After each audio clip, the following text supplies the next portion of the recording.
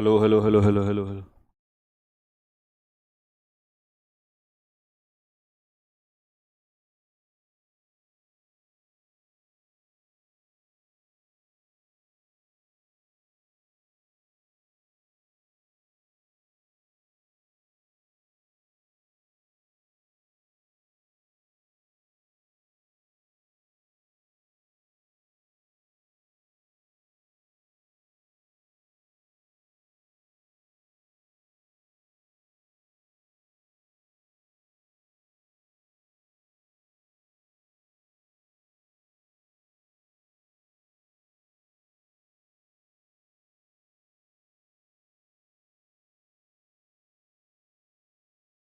प्यारे बच्चों, नमस्कार सभी को, जय हिंद। कैसे हैं हमारे सभी छोटे नन्हे मुन्ने बच्चे? एक बार थम्स अप डाल के बता देंगे क्या मेरी आवाज आ रही है, और अगर यस मेरी आवाज आ रही है तो हम आज का सेशन आगे स्टार्ट करते हैं। तो हमने अभी इससे पहले पार्ट्स ऑफ स्पीच कंप्लीट कर लिया था। मैं आपकी जानकारी के लिए बता दूं जिन बच्चों को नहीं पता है, ठीक है, इससे पहले हमने पार्ट्स ऑफ स्पीच कंप्लीट किया हुआ है। ठीक है, क्या पढ़ाया था एक बार जरा बताना। Parts of speech, parts of speech में मैंने आपको सारे पार्ट्स ऑफ स्पीच कि नाउन को कैसे पहचानते हैं, प्रोनाउन को कैसे पहचानते हैं, वर्ब को कैसे पहचानते हैं, एक एक वर्ड बहुत सीधे, बहुत ही धीरे धीरे से समझाया था। ठीक है, तो अभी पूरा पार्ट्स ऑफ स्पीच जो है वो कंप्लीट हो चुका है। अब इसके बाद हम लोग आगे बढ़ेंगे और हमारी सीरीज में बहुत सारे टॉपिक्स हैं जो बचे हुए हैं, जैसे सब्जेक्ट कॉम्प्लीमेंट, ऑब्जेक्ट कॉम्प्लीमेंट क्या होता है, ऐसे ही सब्जेक्ट और ऑब्जेक्ट कैसे निकालते हैं, सब्जेक्ट और प्रेडिकेट क्या होता है, ट्रांजिटिव इंट्रांजिटिव क्या होती है, और इसी तरीके से। अच्छा बच्चों, एक खुशखबरी है आप लोगों के लिए, कहो तो सुना दूं क्लास स्टार्ट करने से पहले? ठीक है, चलो जी। तो ये सारा है, लेकिन इसमें हम लोग आज जो पहला टॉपिक स्टार्ट करने जा रहे हैं वो है हमारा sentences and it's kinds. Sentences and it's kinds, क्योंकि कई बच्चों को यही नहीं पता चलता कि सेंटेंस और उसके प्रकार कितने प्रकार होते हैं। तो हम जा रहे हैं sentence and it's kinds. Okay भैया, सुना दो। चलो 10 सेकंड में एक खुशखबरी सुनो। 10 सेकंड में खुशखबरी ये उन बच्चों के लिए है जो जिनका जून में पेपर है, उनके लिए, खासकर सीजीएल वाले बच्चों के हिसाब से। वो क्या है मैं बता दूं, क्योंकि आपको पता है कि मैं ग्रामर लाइव पढ़ाता हूं शार्प 2 बजे। ठीक है, 2 बजे मैं आपकी क्लास स्टार्ट कर देता हूं, और अब तो मैंने रात को 8 PM पे भी आपको क्लास देना स्टार्ट कर दिया है। ठीक है, तो जो 2-2 क्लास हो रही हैं, लेकिन इसमें क्या है कि ग्रामर में आप, क्योंकि बहुत डीप लेके चल रहा हूं, आप नोटिस कर रहे होंगे कि मैं ग्रामर बहुत डीप भी चल रहा हूं, ठीक है, लेकिन स्लो चल रहा हूं। अब स्लो उन बच्चों के लिए अच्छा है जिनका 2026 के बाद के एग्जाम्स हैं या 2027 में एग्जाम है।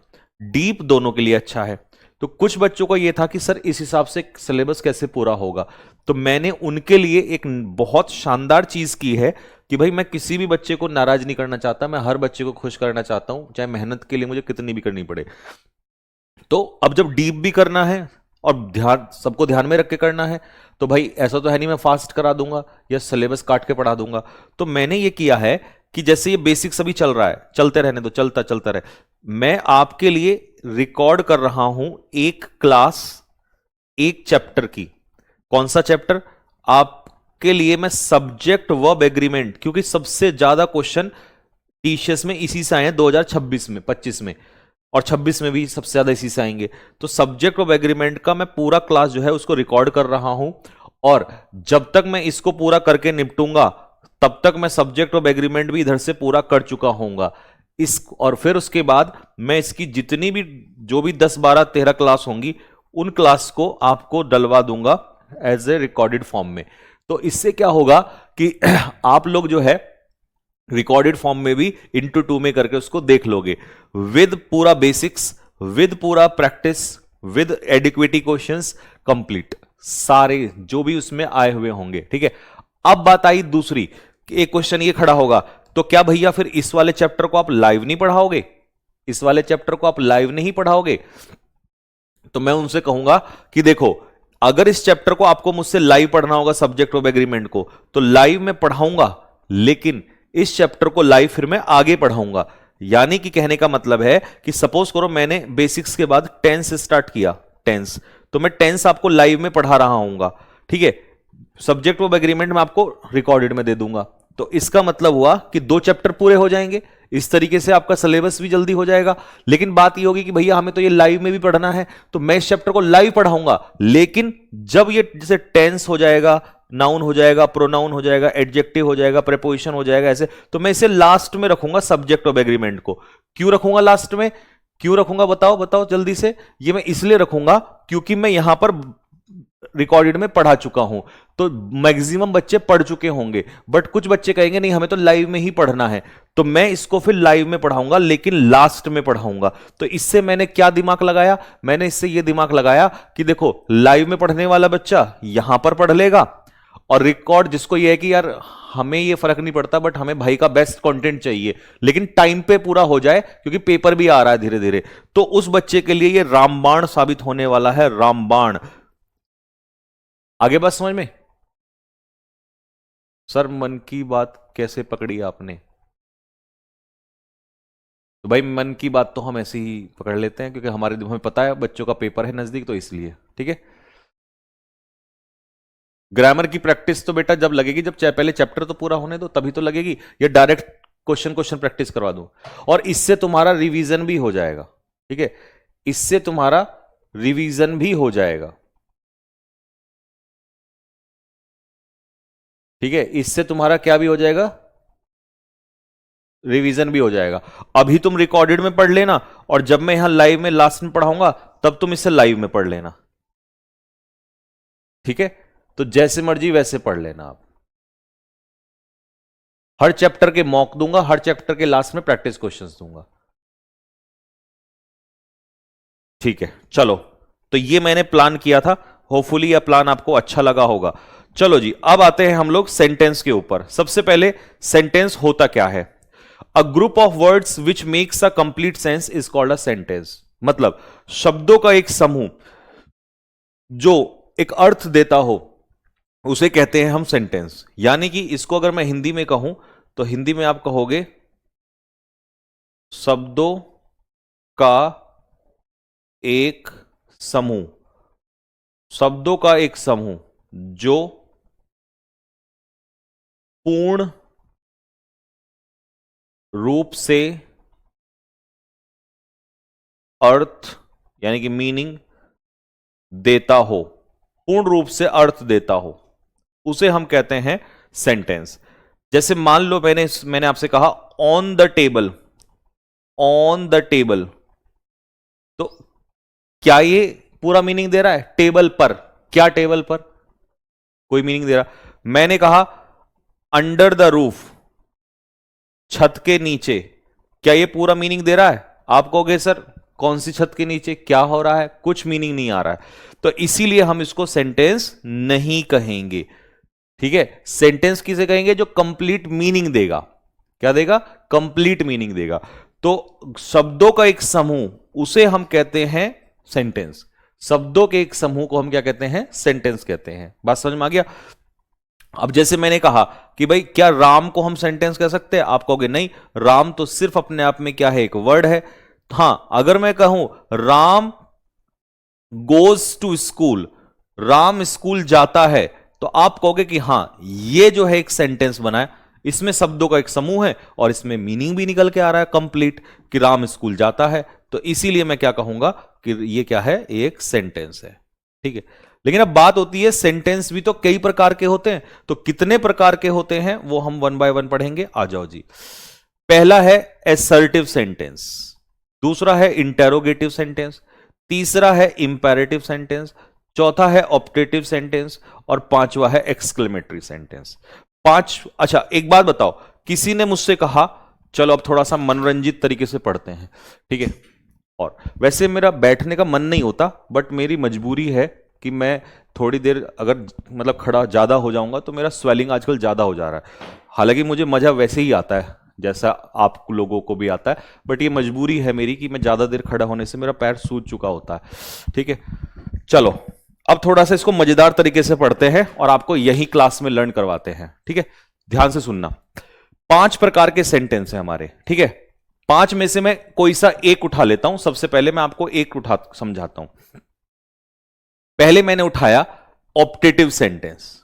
ऑप्टेटिव सेंटेंस कौन से होंगे? जरूरी नहीं है कि ये वाला ही पढ़ोगे, कोई सा भी आप एक उठा लो, ठीक है। अच्छा, इसकी नंबरिंग गलत डली है, नंबरिंग गलत डली है। इसको हम 1 2 3 4 एंड 5, 1 2 3 4 एंड 5 कर लेते हैं, ठीक है। 5 प्रकार के सेंटेंस होते हैं, एसर्टिव, इंटेरोगेटिव, इंपेरेटिव, ऑप्टेटिव और एक्सक्लेमेटरी। भैया जी कौन से सेंटेंस इंपेरेटिव, वो सॉरी ऑप्टेटिव सेंटेंस होते हैं? तो मैं आपको देसी लाइफ में वो करवाता हूं। आपने देखा होगा आपके देसी लाइफ में क्या होता है कि जो हमारी माताएं होती हैं, है ना, हमारे घर वाले होते हैं, हमारी दादी होती हैं, वो आपको आशीर्वाद देती हैं। देती है ना, देती है। आपके सर पे ऐसे हाथ रख देगी, अरे मेरा बच्चा, अरे मेरा चांद लाल जीता रहे, ऐसे करती है ना।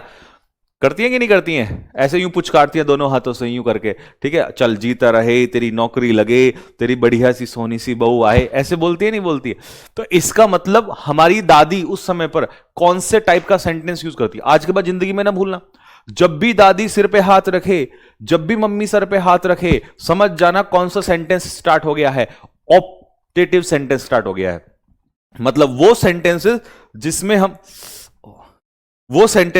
जिसमें हम किसी के लिए, वो सेंटेंसेस जिसमें हम किसी के लिए विश करते हैं, विशेस, या किसी को ब्लेसिंग्स, आशीर्वाद देते हैं, या किसी को कर्स का मतलब होता है श्राप देते हैं, या किसी के लिए प्रे करते हैं, प्रार्थना।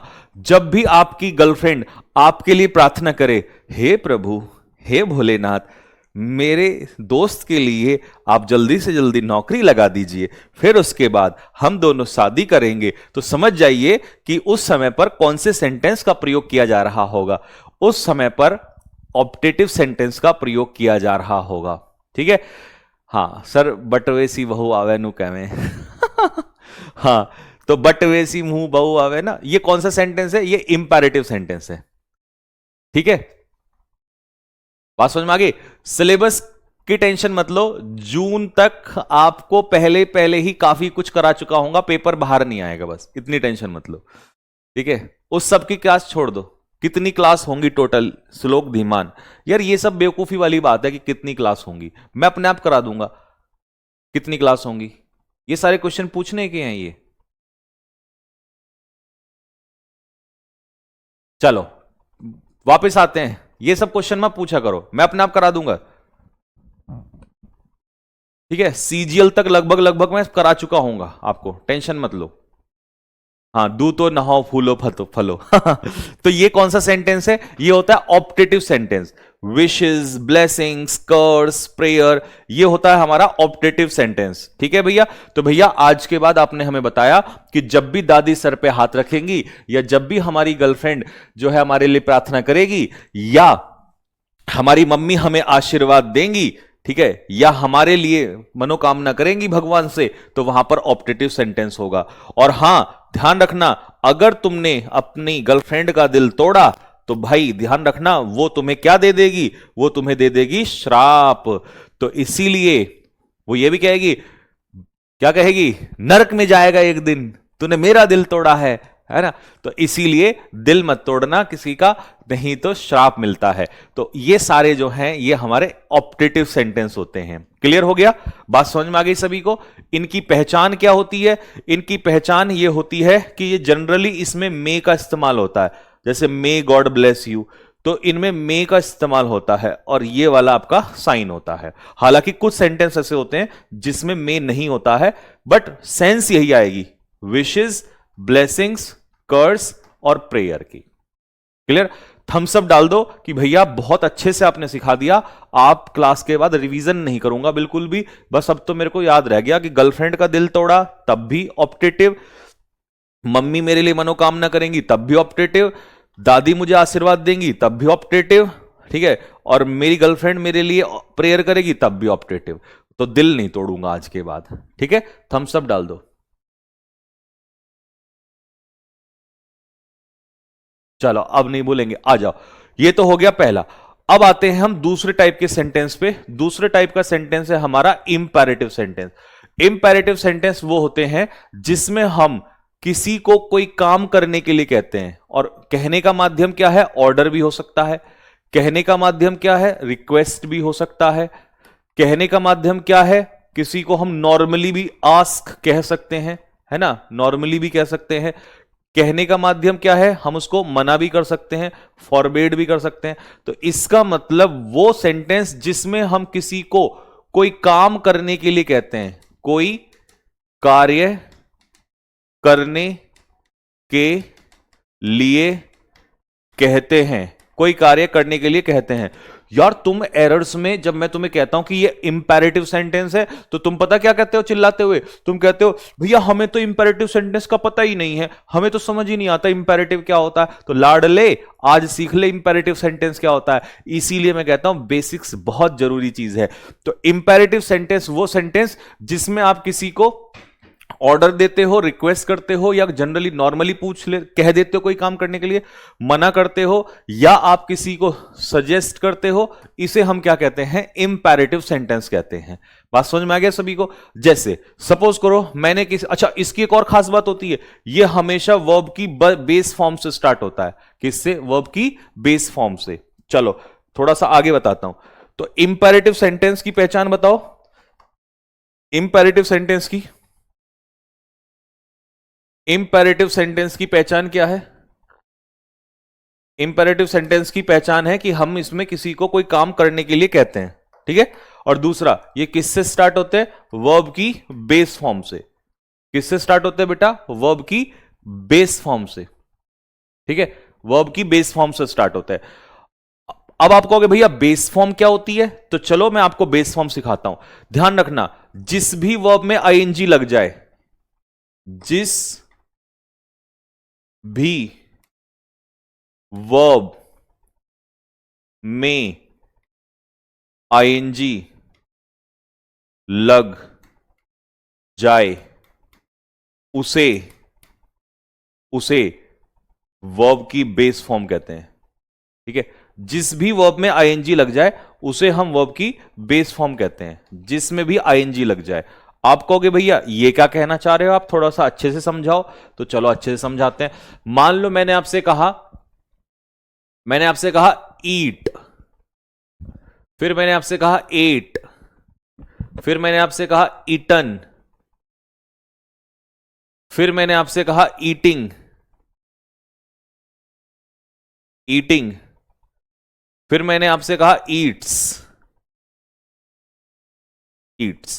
अब ये 5 फॉर्म हैं, इनमें से कौन सी बेस फॉर्म कहलाएगी मुझे ये बता दो भाई। जिस बच्चे को ये हो ना, बोला जी मैं तो गधा हूं, मुझे ना आता समझ में, मुझे तो बिल्कुल देसी में बताओ, तो देखो उसके लिए क्या बताऊंगा। उसके लिए ये है कि जहां आईएनजी लग सके। अब तुम आईएनजी लगा के देखो कि आईएनजी कहां लगेगा।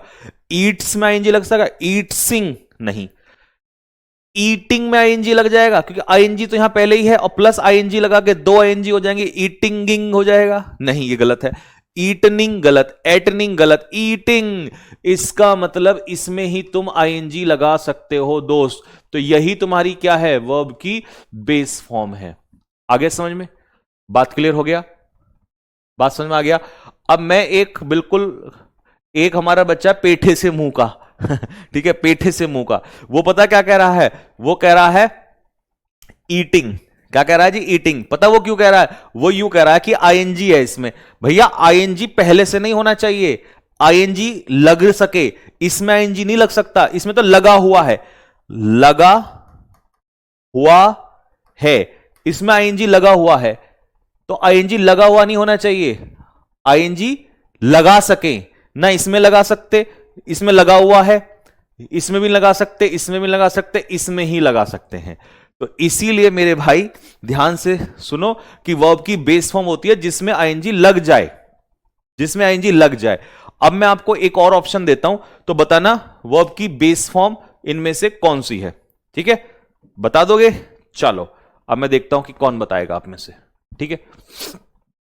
तो इसमें आईएनजी लग जाएगा।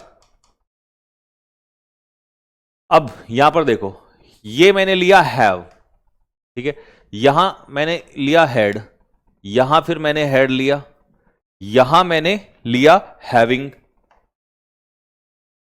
और यहां मैंने लिया हैज। अब बताओ, बताओ कौन सी फॉर्म इसकी बेस फॉर्म होगी? ये तो वर्ब की पांचवी फॉर्म है, ये वर्ब की चौथी फॉर्म है, ये वर्ब की तीसरी फॉर्म है, ये वर्ब की दूसरी फॉर्म है, और ये वर्ब की फर्स्ट फॉर्म है। ठीक है, अब बताओ किस में आईएनजी लग सकता है, कौन सी बेस फॉर्म है? अगर मैं कहूं इनमें से बेस फॉर्म कौन सी है, क्या हैजिंग ना, हैविंगिंग ना, इसमें तो लगा हुआ है, यहां ऑलरेडी लगा हुआ है, यहां ऑलरेडी लगा हुआ है, इसमें लग नहीं सकता हेडिंग हेडिंग। तो आंसर क्या होगा? ये हमारी है वर्ब की बेस फॉर्म। क्यों है बेस फॉर्म? क्योंकि हैविंग, इसी का हैविंग हम कर सकते हैं। तो बात समझ में आ गया? तो अब हर बच्चे को समझ में आ गया होगा कि भैया बेस फॉर्म वो होती है जिसमें आईएनजी लग सके। ठीक है, तो इंपैरेटिव सेंटेंस किससे स्टार्ट होते हैं? वर्ब की बेस फॉर्म से स्टार्ट होते हैं। ठीक है जी, वर्ब की बेस फॉर्म से। बात समझ में आ गई? चलो, अब मैंने आपसे कहा कि भाई, मैंने कहा यहां से हे कम हेयर, इधर आओ। मैंने कहा गो देयर, वहां जाओ। मैंने कहा स्लीप वेल, अच्छे से सो। मैंने कहा रैन फास्ट, तेज दौड़ो।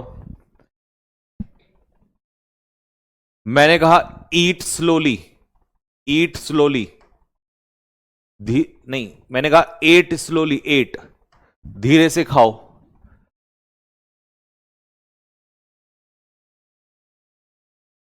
मैंने कहा बी हैप्पी, खुश रहो।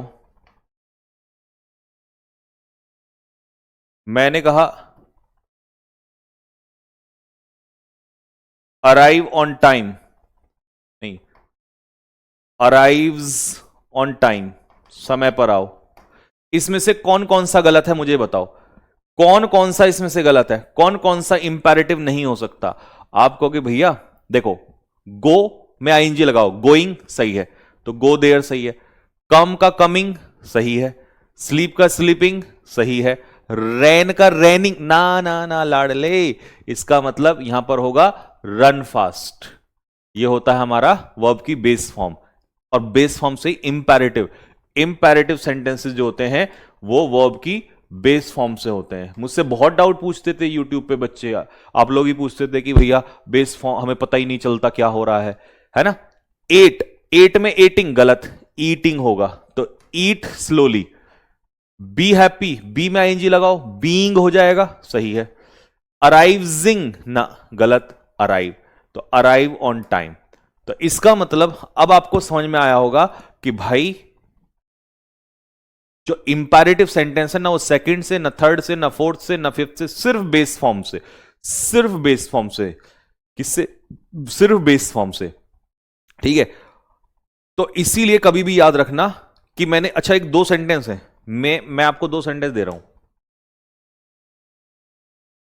Ram goes to school, Ram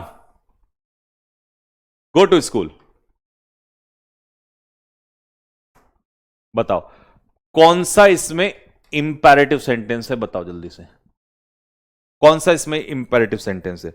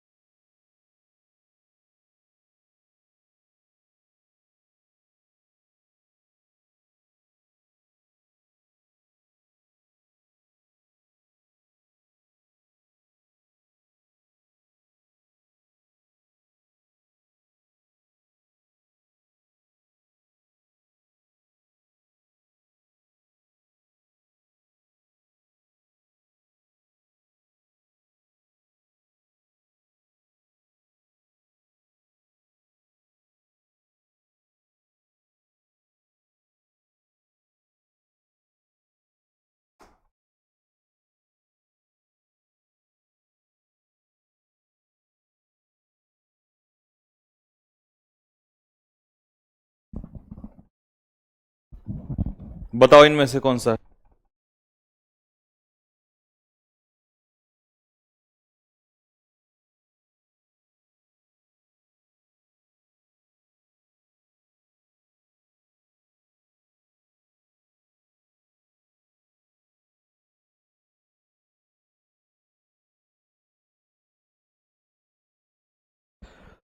हाँ जी, बताओ जरा फटाफट। Ram goes to school, Ram go to school. एक सेकेंड रुकना बच्चा। हाँ संदीप, हेलो।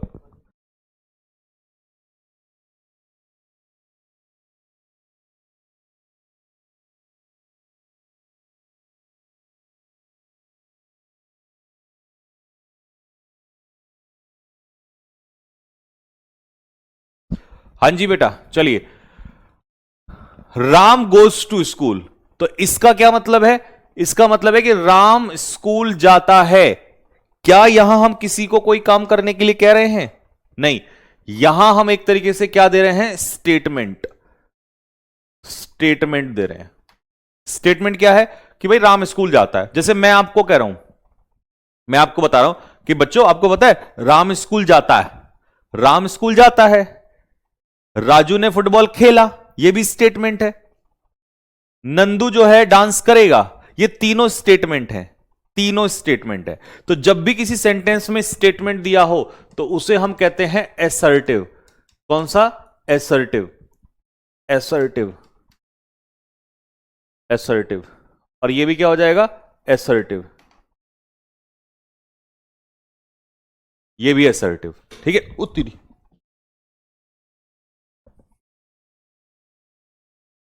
अरे भैया वैसे ही चोट लग रखी है फिर। हाँ जी, तो देखो मैंने आपको तीन स्टेटमेंट दिए। क्या दिया? राम स्कूल जाता है, स्टेटमेंट है। राजू ने फुटबॉल खेली, यह भी स्टेटमेंट है।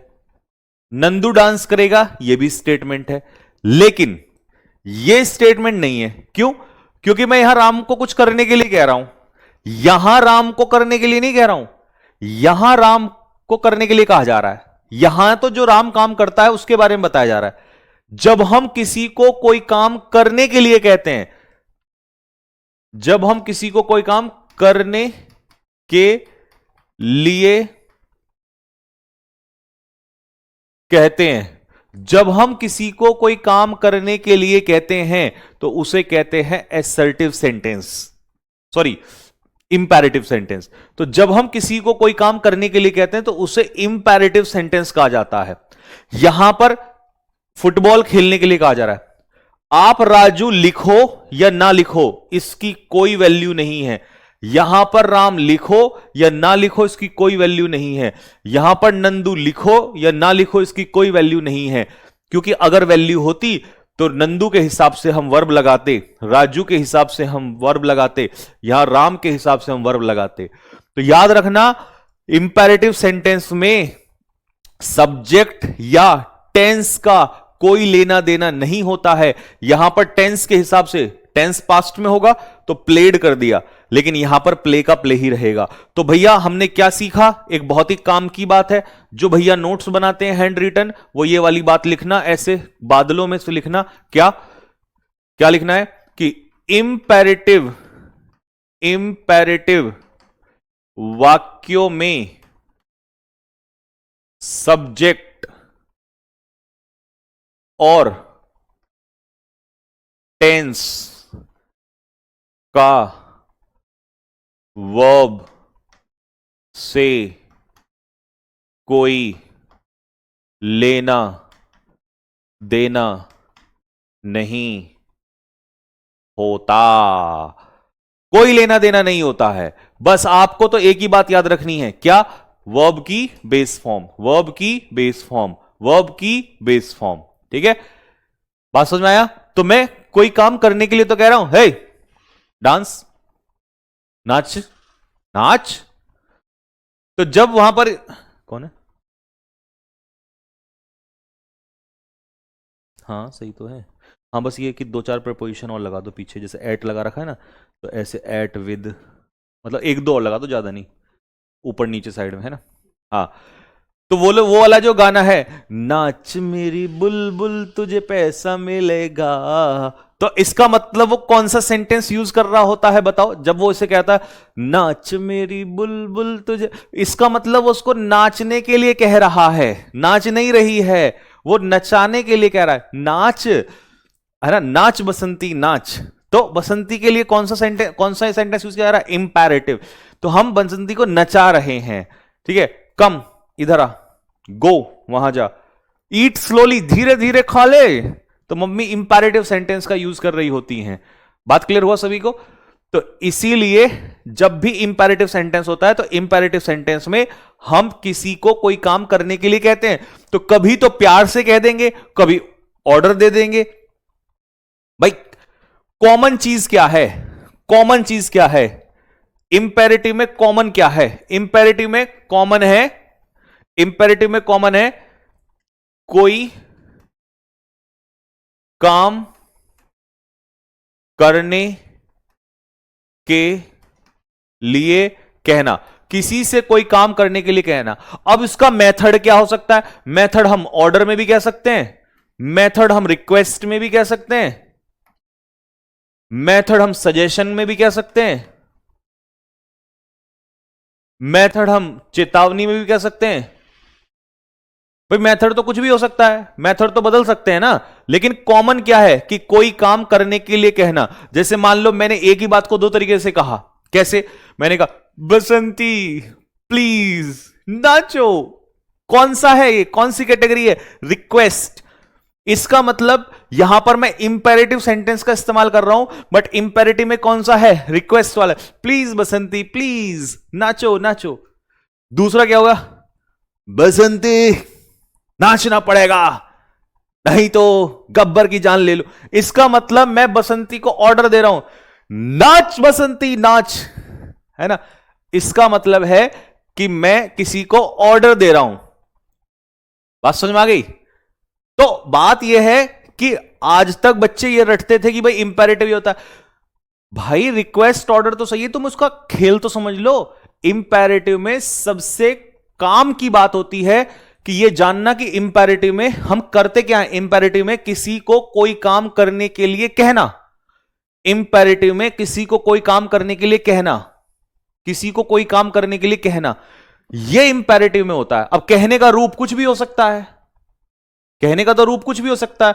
आप ऑर्डर में कह दो, रिक्वेस्ट में कह दो, सजेशन में कह दो, वार्निंग में कह दो, आप कैसे भी कह दो, मतलब और भी कोई मेथड है, फॉरबिड है ना, सब कुछ। बात समझ में आ गई सभी को?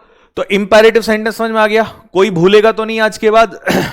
बताओ जल्दी से, बताओ बताओ बताओ, कोई भूलेगा तो नहीं?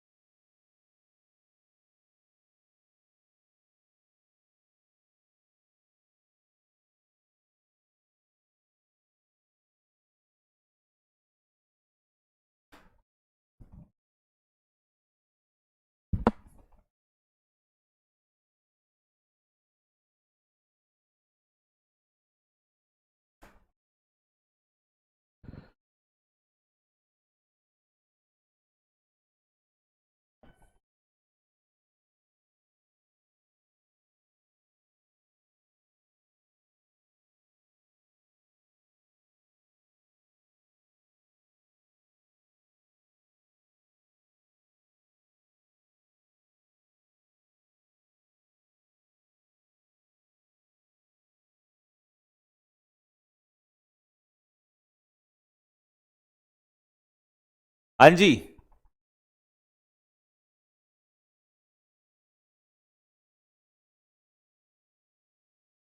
बताओ जल्दी से। तो अब इसमें मुझे बताओ कौन सा सेंटेंस इंपेरेटिव है?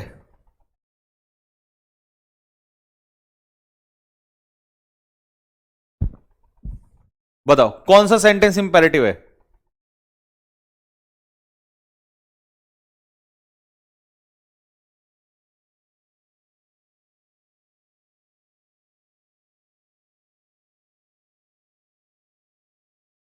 दोनों ही इंपेरेटिव हैं, ऐसा कहने वाले लोग नालायक हैं, और जो कह रहे हैं ऊपर वाला वो भी नालायक है। मेरे भाई ना तो ये इंपेरेटिव है ना ये इंपेरेटिव है। अब तुम कहोगे ओ ये क्या हो गया? हां, अबे गधेड़ू, तुम लोगों को याद नहीं है क्या मैंने क्या सिखाया था? क्या सिखाया था?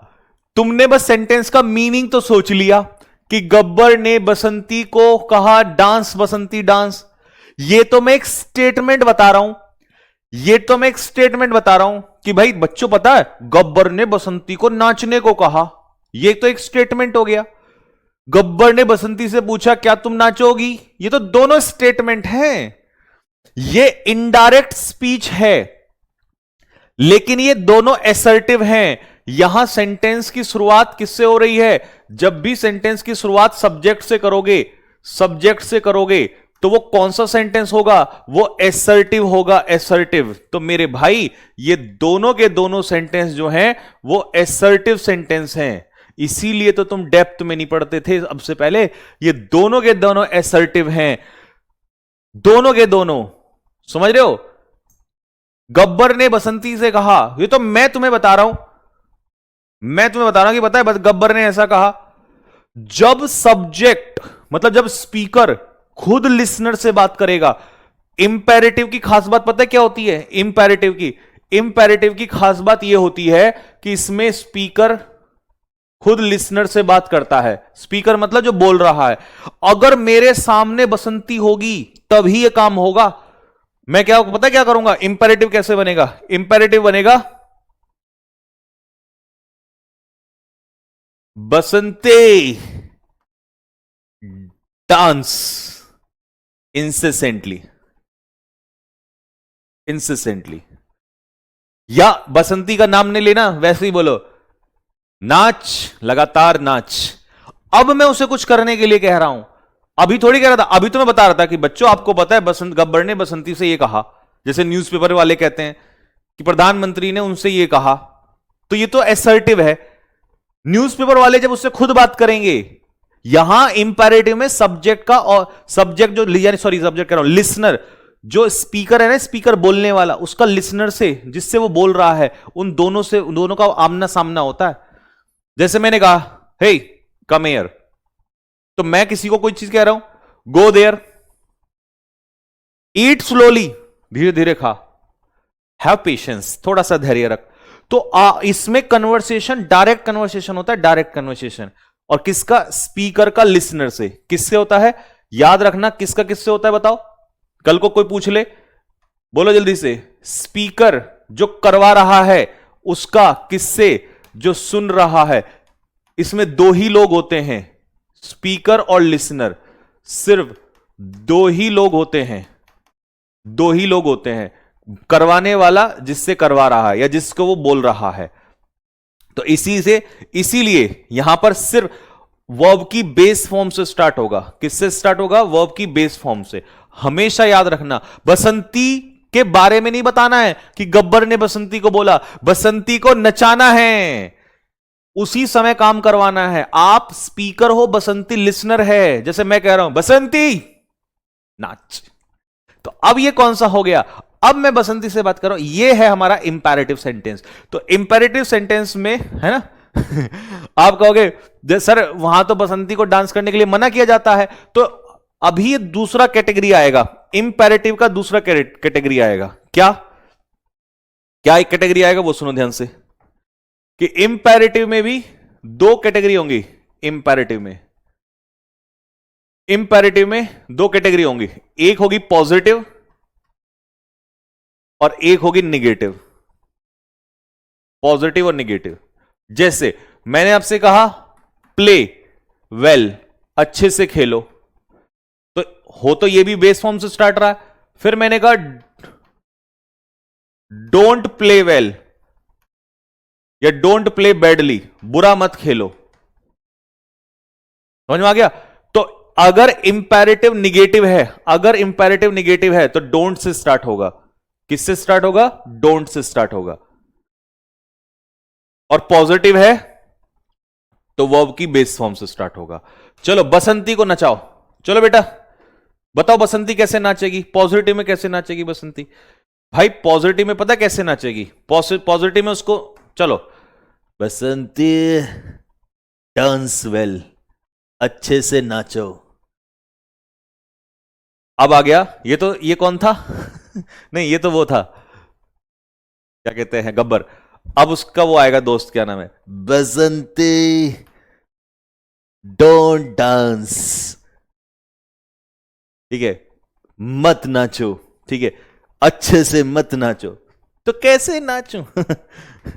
तो इसका मतलब बसंती को दोनों केस में कुछ ना कुछ कहा जा रहा है। यहां पॉजिटिवली कहा जा रहा है कोई काम करने के लिए, पॉजिटिवली है वर्ब की बेस फॉर्म, और निगेटिव में डोंट से स्टार्ट होगा, ठीक है। आगे समझ में? जैसे मैंने आपसे कहा, एक और एग्जांपल ले लो, मैंने कहा गो देयर, वहां जाओ, फिर मैंने कहा don't go there, don't go there. तो अब हर बच्चे को समझ में आ गई होगी सारी बातें। लो,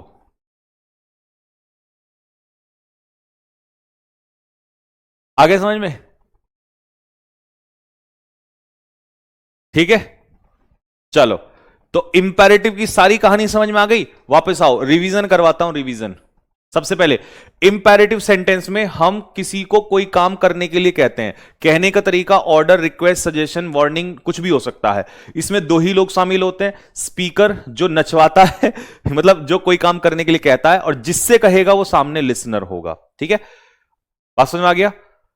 और हां, सब्जेक्ट का कोई लेना देना, सब्जेक्ट का वर्ब से कोई लेना देना नहीं होता। ये इंपेरेटिव वाक्यों में सब्जेक्ट और टेंस का कोई वर्ब से लेना देना नहीं होता है, ठीक है। तो ये आपको सारे एग्जाम्पल के माध्यम से समझा दिया, ये भी समझा दिया। तो आपको ये दोनों कैटेगरी समझ में आ गई बेटा? बताओ जल्दी से। अब यही तो है डीप में पढ़ने का, यही तो मजा होता है कि एक बार पढ़ लिया बस पूरी जिंदगी अब दिक्कत नहीं है। तो ये वाला भी समझा दिया, ये वाला भी समझा दिया, ठीक है। अब मैं आपको तीसरी कैटेगरी समझाता हूं, इंटेरोगेट नहीं, पहले सीधा एसर्टिव समझा देता हूं। एसर्टिव से एसर्टिव वो होते हैं जिसमें हम कोई स्टेटमेंट, जिसमें कोई स्टेटमेंट देते हैं। यहां किसी के बीच में कोई कन्वर्सेशन नहीं होता है, ना किसी को कोई श्राप दिया जाता है, ना किसी के लिए कोई प्रार्थना होती है, ना किसी को कोई आशीर्वाद दिया जाता है। यहां बस कोई व्यक्ति क्या काम करता है उसके बारे में एक स्टेटमेंट दे देते हैं, या स्टेटमेंट कह दो या ओपिनियन कह दो, स्टेटमेंट या ओपिनियन कह सकते हो, ठीक है। जैसे कि मैंने आपसे कहा, आगे ले लेता हूं इसके,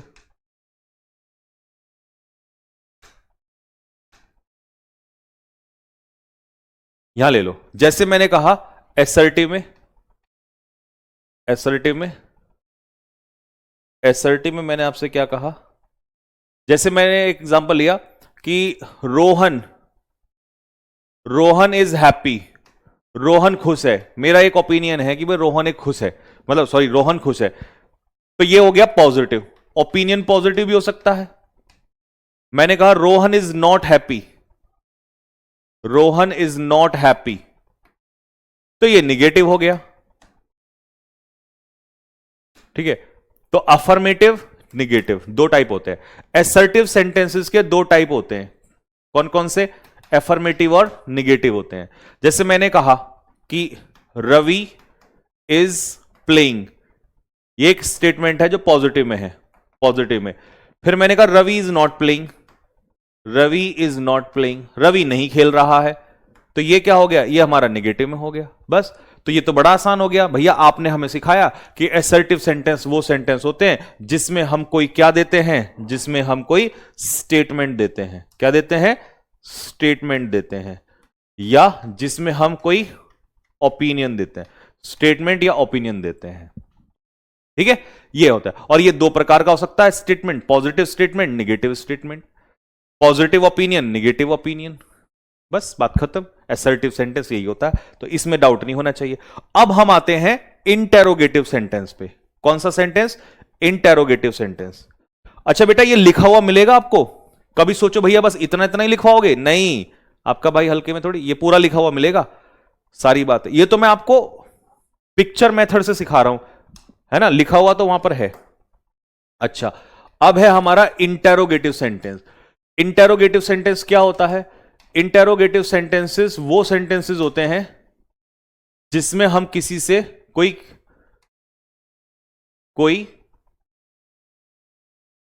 क्वेश्चन पूछते हैं, जिसमें हम किसी से कोई क्वेश्चन पूछते हैं, जिसमें हम किसी से कोई क्वेश्चन पूछते हैं, उसे हम कहते हैं इंटेरोगेटिव सेंटेंसेस, ठीक है। और ये कितने टाइप का होता है मेरे भाई? ये दो टाइप का होता है, ठीक है। एक होता है आपका जो यस ऑब्लिक नो टाइप होता है, यस ऑब्लिक नो, और एक होता है W H word, W H word. Yes no जो हमारा हेल्पिंग वर्ब से स्टार्ट होता है, हेल्पिंग वर्ब से, और ये किससे स्टार्ट होता है, डब्ल्यू एच वर्ड, यानी कि जैसे वाई, वेयर, हाउ, एटसेट्रा। बात समझ में आ गया? अच्छा, ग्रामेरियन की भाषा में इसे कहते हैं, इसे कहते हैं क्लोज एंडेड, क्लोज एंडेड, और इसे कहते हैं ओपन एंडेड, ओपन एंडेड। ऐसा क्यों कहा जाता है उसका मैं रीजन दे देता हूं, रीजन बताता हूं।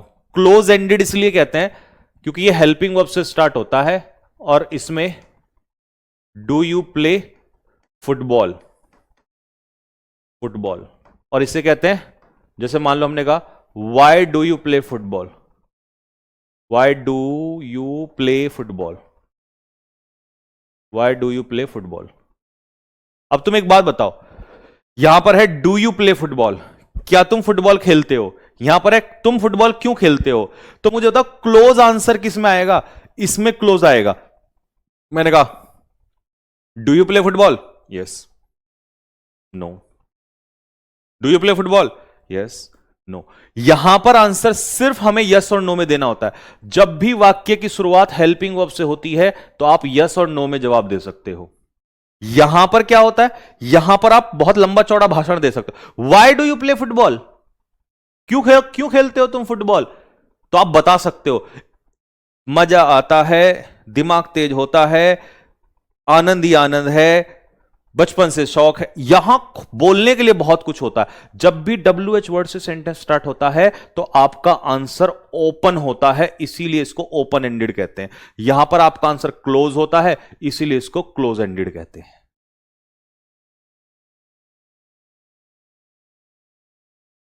ठीक है भाई, बात समझ में आ गया, बात क्लियर हो गया? तो इंटेरोगेटिव कितने प्रकार के होते हैं, चलो सभी लोग मेरी तरीके से उंगली उठाकर बोलेंगे,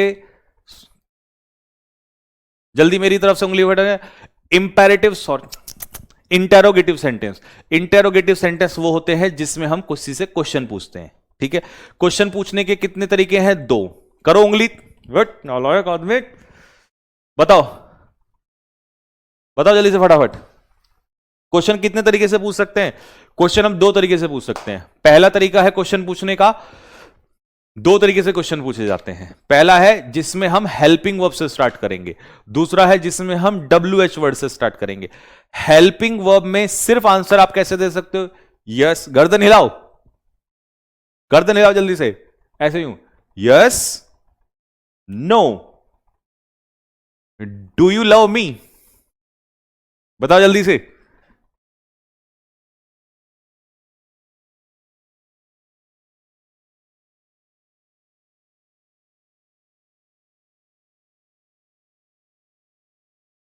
बताओ, डू यू लव मी, आप क्या बोलोगे, यस, नो, फिर मैं कहूंगा why do you love me, because, आप लंबा चौड़ा रास्ता बनाओगे यहां पर। ठीक है, बात समझ में आ गया? आप लंबी चौड़ी बातें बताओगे कि इसलिए करते हैं या इसलिए नहीं करते हैं, तो आप बताओगे उसमें। ठीक है, तो इसीलिए हमारा दो टाइप के हुआ, इंटेरोगेटिव सेंटेंस दो टाइप के होते हैं। ठीक है भैया, एकदम ऑफलाइन वाली फीलिंग आ रही।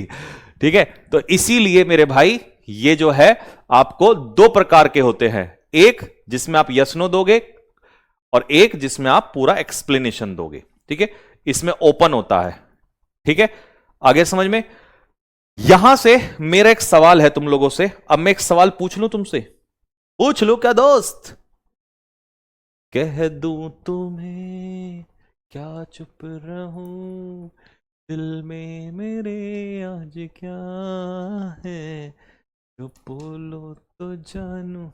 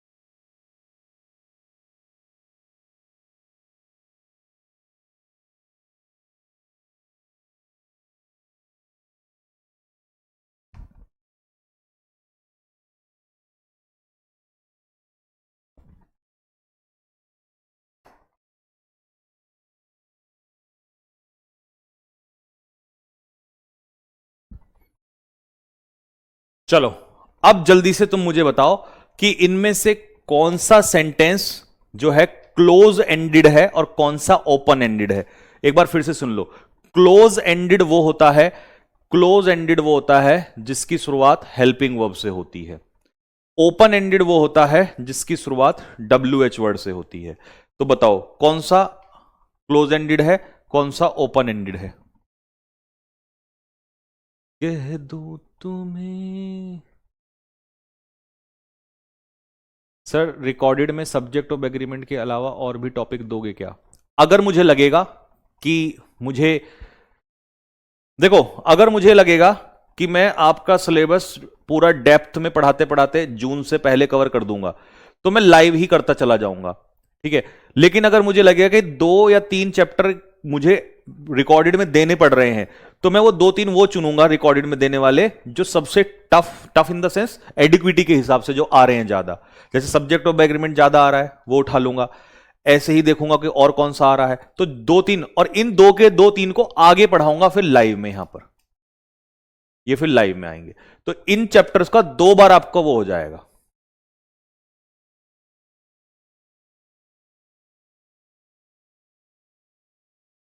देखो, सबसे पहले अपना आंसर मुझे बताना, स्कोर बताना।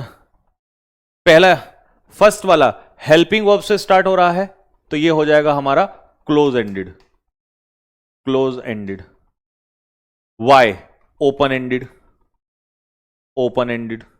डू यू नो, अब यहां कुछ बच्चे फंस जाते हैं, वो कहते हैं भैया इसमें तो हेल्पिंग वर्ब भी है और यहां तो WH वर्ड भी है, लेकिन ये WH वर्ड जो है ना बेटा सेंटेंस के बीच में, सेंटेंस के बीच में अगर WH वर्ड आ रहा है तो इससे डिसाइड नहीं होगा इंटेरोगेटिव, ये तो रिलेटिव एडवर्ब का काम करेगा, रिलेटिव एडवर्ब का काम करेगा, ये रोल नहीं प्ले करता। इंटेरोगेटिव यहां पर, जैसे यहां पर था ये स्टार्टिंग में, तो यहां पर ये किसका काम कर रहा था? Interrogative adverb, interrogative adverb, interrogative adverb, क्योंकि सेंटेंस की शुरुआत में आ रहा है ना। सेंटेंस के बीच में जब ये आता है तो इसके बाद तो वैसे भी हेल्पिंग वर्ब नहीं आती है क्योंकि ये इंटेरोगेटिव नहीं है, तो इसलिए सब्जेक्ट पहले आता है और वर्ब बाद में आती है। यहां पर हेल्पिंग वर्ब पहले आती है और सब्जेक्ट, इंटेरोगेटिव में यही तो होता है, हेल्पिंग वर्ब पहले सब्जेक्ट बाद में। ठीक है, गेट बंद कर दो। ठीक है भाई, अब ये चौथे वाला देखो, चौथे वाला इसमें कोई सा नहीं है, चौथे वाला एसर्टिव सेंटेंस है। एसर्टिव क्यों? क्योंकि इसकी शुरुआत किससे हो रही है? सब्जेक्ट से हो रही है, और जब सब्जेक्ट से सेंटेंस की शुरुआत हो तो वो एसर्टिव सेंटेंस होता है। ये हेल्पिंग वर्ब, ये WH वर्ड, ये हेल्पिंग वर्ब, ये सब्जेक्ट। कह दूं तुम्हें क्या चुप रहूं, चौथा गलत कर दिया है तो पिटोगे तो जानोगे किस चार। हाँ, अब बताओ, जो तुम कह रहे थे ना, जो तुम ये बोल रहे थे ना यहां पे कि ये है ना, तुमने ये जो देखा ना ये WH वर्ड, ये सेंटेंस के मिडिल में है। सेंटेंस के मिडिल में जब होता है तो या तो वो रिलेटिव एडवर्ब होता है या वो कंजक्शन का काम कर रहा है, जोड़ने का काम कर रहा है, इस क्लॉज को इस क्लॉज से जोड़ने का काम कर रहा है। तो सेंटेंस के मिडिल में इंटरोगेटिव नहीं होता यहां पर। ये देखो ना, सब्जेक्ट पहले और हेल्पिंग वर्ब बाद में आ रहा है। ओ शिट, अब ऐसा कहने का मन कर रहा होगा, ओ शिट, पेपर में मत करना ये ओ शिट, ठीक है भाई। तो ये एसर्टिव सेंटेंस है। तो इससे हमने ये सीखा, तो इससे हमने ये सीखा, क्या सीखा बताओ?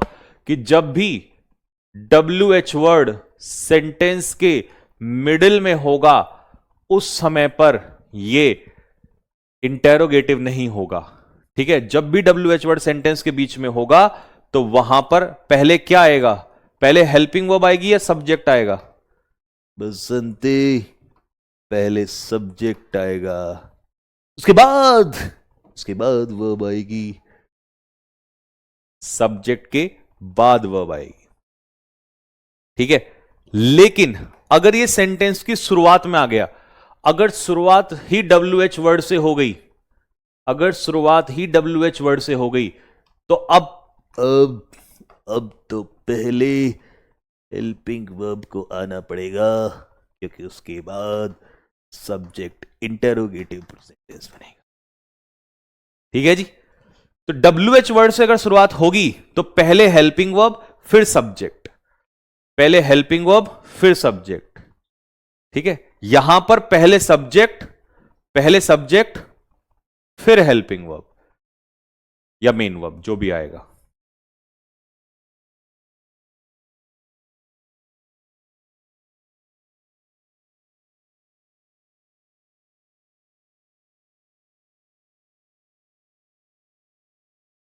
ठीक है, बात समझ में आ रहा है सभी को? ये दोनों बातें समझ में आई। अब मैं दो क्वेश्चन पूछना चाहता हूं, इन दोनों में मुझे बताना सही क्या है गलत क्या है।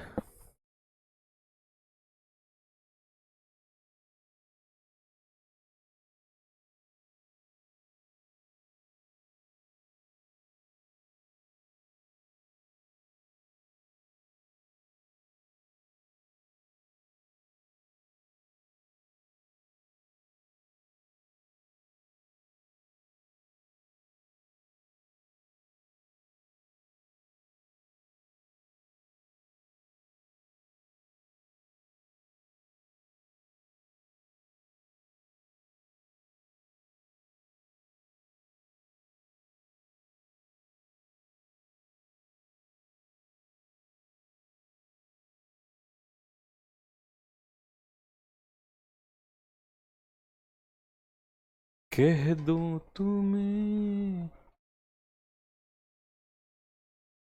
दोस्तों, ये जो क्वेश्चन है ये इंटेरोगेटिव है,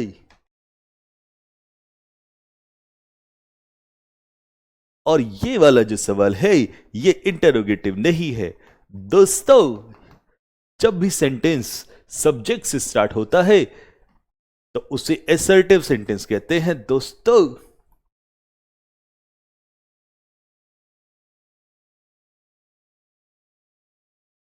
बताइए क्या करेक्शन होगा इसमें? करेक्शन ये होगा बाबा कि जब तुम हाउ से सेंटेंस को स्टार्ट करोगे, जब WH वर्ड से सेंटेंस को स्टार्ट करोगे तो ये इंटेरोगेटिव है, और इंटेरोगेटिव में सब्जेक्ट नहीं आता है, तो इसको चेंज करो, helping verb present indefinite. How does Ravi earn money, जो टेंस है उसी की हेल्पिंग वर्ब निकलेगी।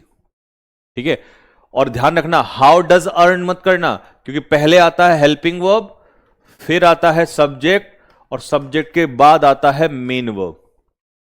स्ट्रक्चर में क्या है, पहले हेल्पिंग वर्ब फिर सब्जेक्ट प्लस मेन वर्ब। ठीक है, यहां पर अब जब ये इंटेरोगेटिव नहीं है, क्योंकि सेंटेंस के मिडिल में जब आता है WH वर्ड तो वो इंटेरोगेटिव नहीं होता, तो जब इंटेरोगेटिव नहीं होता तो फिर हेल्पिंग वर्ब तो आएगी नहीं, सीधा हटा दो इसको। हटा दिया, अब हटा दिया तो रवि सिंगुलर है, और जब रवि सिंगुलर है तो सीधा क्या करोगे बताओ, हाउ रवि अर्न्स मनी। क्योंकि SCIS लगाया, क्योंकि रवि सिंगुलर है तो इसलिए SCIS लगा दिया। आ गया बात समझ में?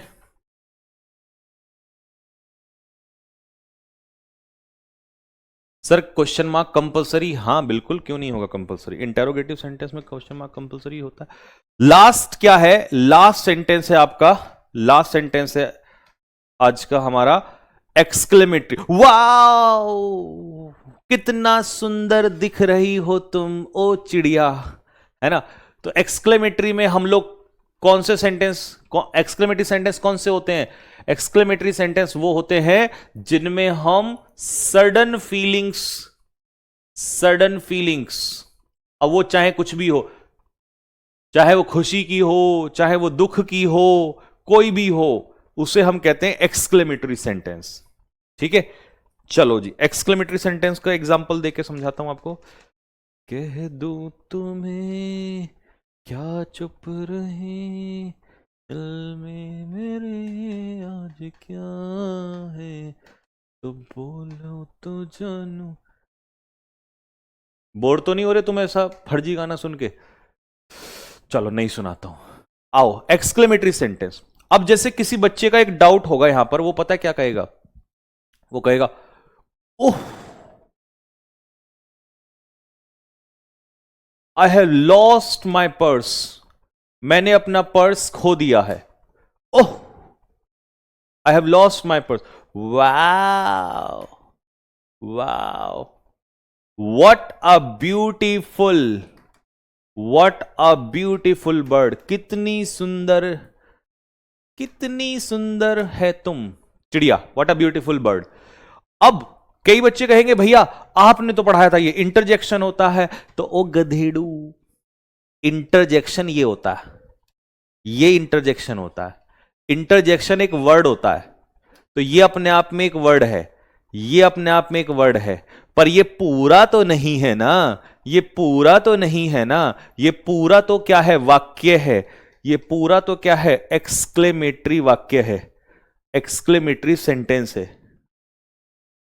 ठीक है ना। तो अब बहुत सारे बच्चों का डाउट क्लियर होगा, सर आप ऑफलाइन से भी तगड़ा पढ़ाते हो, हम लोग हंसते हंसते बेहोश हो जाते हैं। बेटा मैंने ना 8 से 9 साल ऑफलाइन पढ़ाया है, तो मेरे अंदर वो ऑफलाइन वाला अध्यापक हमेशा जिंदा रहता है। इसीलिए कहते हैं कि ऑफलाइन वाला टीचर अगर ऑनलाइन में अपनी पर आ जाए तो डांस बसंती, डांस, डांस। ठीक है जी।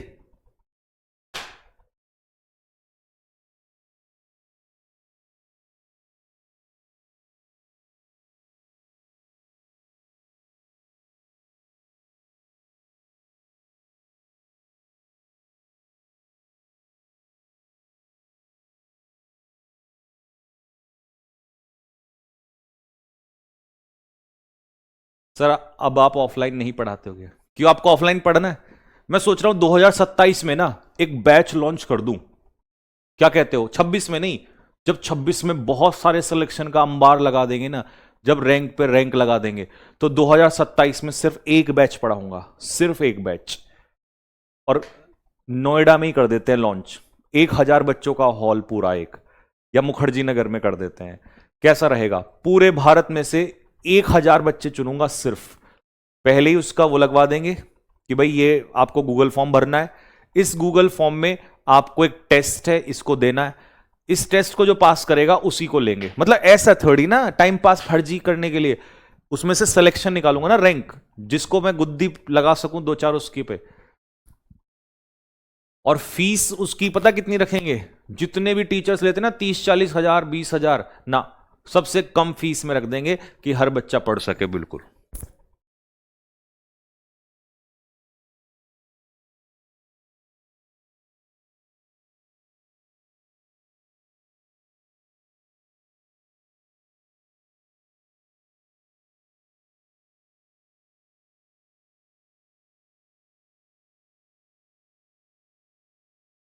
ठीक है, तो इसीलिए मैं सोच रहा हूं कि 2027 की 1 जनवरी को बैच लॉन्च करेंगे। ठीक है भाई। अब उसमें क्या होगा, जो बच्चे दूर से हैं वो ऑनलाइन से ही पढ़ेंगे, जो आ सकते हैं वो अपना ऑफलाइन से पढ़ लेंगे। कह दूं तुम्हें। ठीक है भाई, तो आज के लिए बस इतना ही। अब इसको खुद घर से पढ़ के आओगे, पढ़ के आओगे कि नहीं? बताओ जल्दी से, पढ़ के आओगे कि नहीं पढ़ के आओगे? The sentence that express blessings, prayer, wish, curse are called optative sentences. जैसे मे गॉड ब्लेस यू, है ना, आशीर्वाद दे रहे, may you pass the exam, wish you a happy married life, आप किसी के लिए कामना कर रहे हो, ठीक है। लॉन्ग लिव राहुल गांधी, राहुल गांधी जी जिंदा रहें। गो टू हेल, नर्क में जाएगा तो भाड़ में जा मेरी तरफ से। मे यू डाई सून, अब दिल तोड़ दिया तो गर्लफ्रेंड ऐसे ही तो बोलेगी मे यू डाई सून। कर्स, कौन कौन से में कर्स है? इसमें और इसमें कर्स है, दोनों में कर्स है।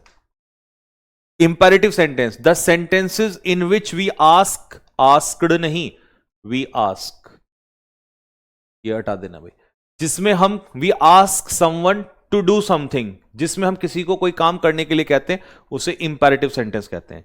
या the sentences that express order, देखो दोनों तरीके से लिख दिया, command, advice, warning, request, prohibition, इसे हम इंपेरेटिव सेंटेंस कहते हैं।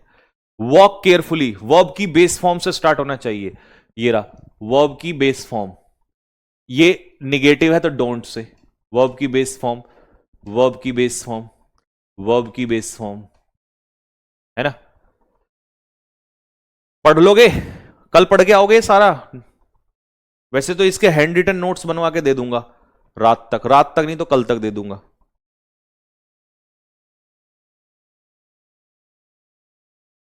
ठीक है भाई।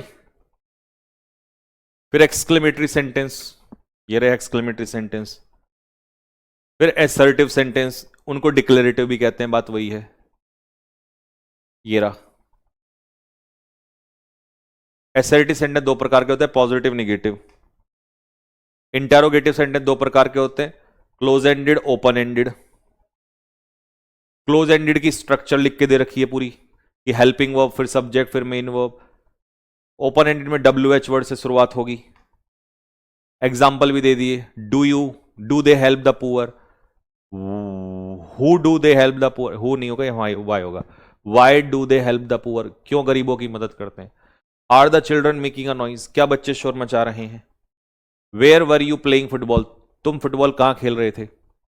अब ये भी देखिए ये रॉन्ग है, बट ये रॉन्ग क्यों है, क्योंकि WH वर्ड से शुरुआत हुई है तो पहले सब्जेक्ट नहीं आएगा, पहले हेल्पिंग वर्ब आएगी। यहां पर उल्टा कर दिया, सब्जेक्ट पहले ला दिया हेल्पिंग वर्ब, तो जबकि WH वर्ड से शुरुआत हुआ है तो पहले हेल्पिंग वर्ब फिर सब्जेक्ट फिर मेन वर्ब। तो समझ रहे हो बेहतरीन तरीके से। एग्जाम्पल अब ये भी लिख के दे दिया, अगर WH वर्ड सेंटेंस के मिडिल में आते हैं तो we do not use helping verb after them, उनके बाद हेल्पिंग वर्ब यूज नहीं करते, we use subject after them.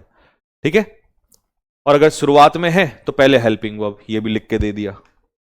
Example भी लिख के दे दिया कि देखो यहां पर WH वर्ड सेंटेंस के मिडिल में है ना, तो इसीलिए हेल्पिंग वर्ब पहले नहीं आएगी। ठीक है, तो पहले आएगा सब्जेक्ट और फिर आएगा आपका हेल्पिंग वर्ब। एग्जाम्पल पूरे दे रखे हैं भर भर के।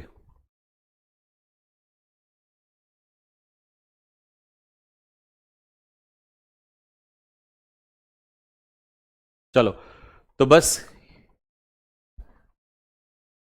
ठीक है, तो बस यहीं तक रखते हैं, ये हो गया। अच्छा सैटरडे को मैं सोच रहा हूं 10 मिनट का सेशन हम लोग बातचीत का रखेंगे। ठीक है,